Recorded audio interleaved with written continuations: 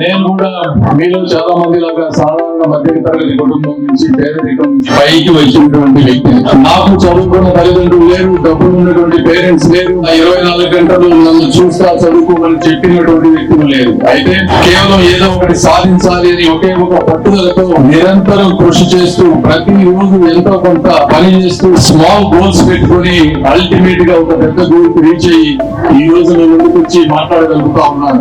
నేను ఈ రోజు రాజకీయాల్లో రావడానికి ప్రధానమైనటువంటి కారణం ఇక్కడ చూశాను, అక్కడ చూశాను. ఆ వంతుగా నేను ఏదో ఒకటి చెయ్యాలి, ఈ సమాజం కూడా అదే విధంగా ఉండే విధంగా చెయ్యాలని నేను ఈరోజు వచ్చాను.